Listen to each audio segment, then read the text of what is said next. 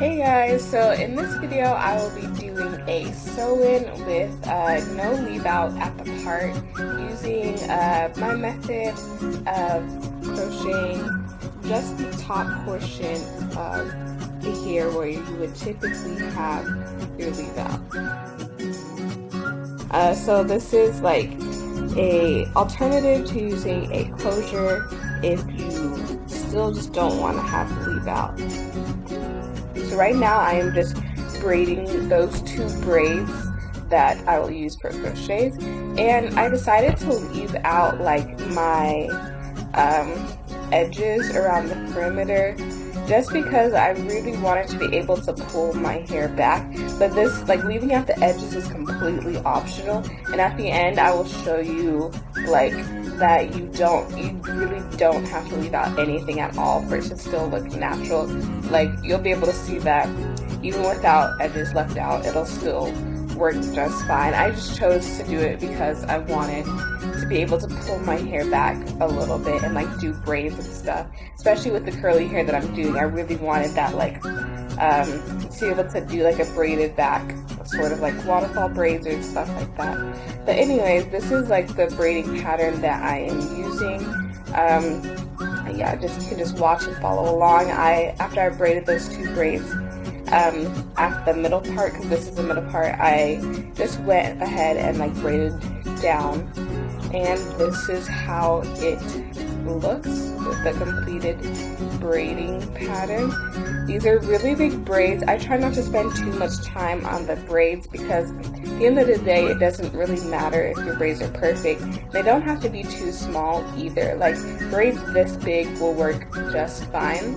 It'll still be flat, especially since I go back and I tuck the excess braids in between the cornrows, and it just makes everything lay super flat. Now that I'm done with the braiding pattern, let's get into the sewing part. And I doubled the wefts by folding them in half just to make this process go faster. Before I started sewing, I just bobby pinned the wefts in place. So I'm just going to go under the wefts, and then I'm going to go under the braid. And I'm going to pull the needle up through. And then I'm not going to pull it all the way through, because if I pull it all the way through, then it's just going to go through and not hold itself. So in order to make it stay, I'm going to open up the thread, and then I'm going to put the needle through the thread, like that. So that once you pull it, the needle is through the thread, and it is secure, like that. Now I'm going to go back and sew closer to the beginning of the braid, going under everything and pulling it through.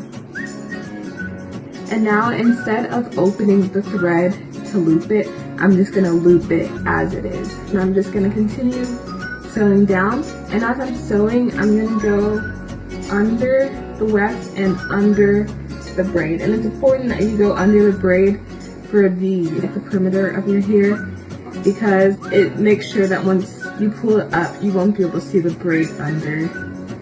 And as I'm going through, I'm just gonna like multitask and grab onto those ends of my braids as I'm sewing, so I can be sewing them down as I'm sewing the extension stone. After I cut it, I tie it like twice, and then I cut off the rest. And yeah, it's just that simple.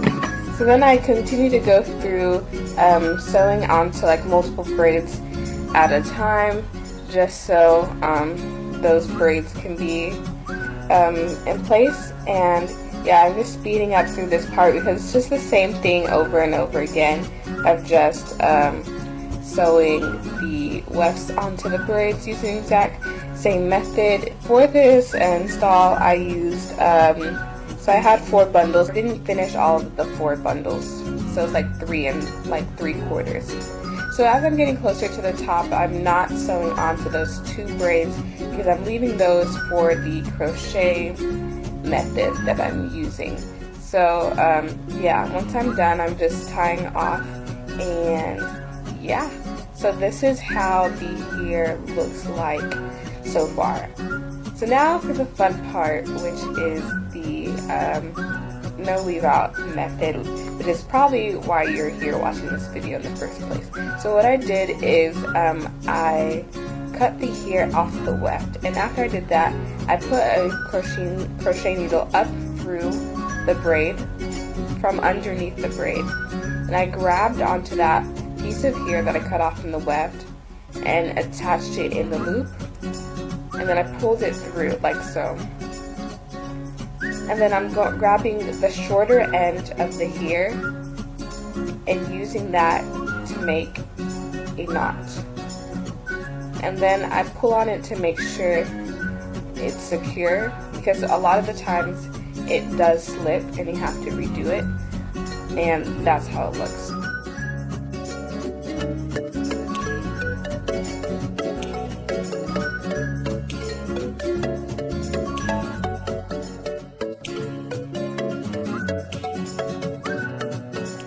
So yeah, this is what it's looking like so far. I went ahead and continued doing the same process because it's the same process, and it's instead of like fast forwarding through everything, I wanted to keep everything at a normal speed so you can see what's going on. But I also don't want this video to be too long, so I went ahead and like skipped through some parts. And yeah, this is how I am finishing it up, just doing the exact same thing that I showed you at the beginning, and this is the end result.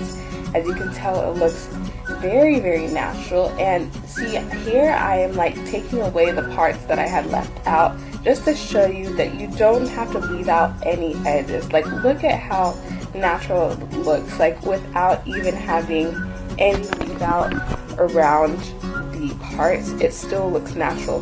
Thank you for watching, and I hope this was helpful.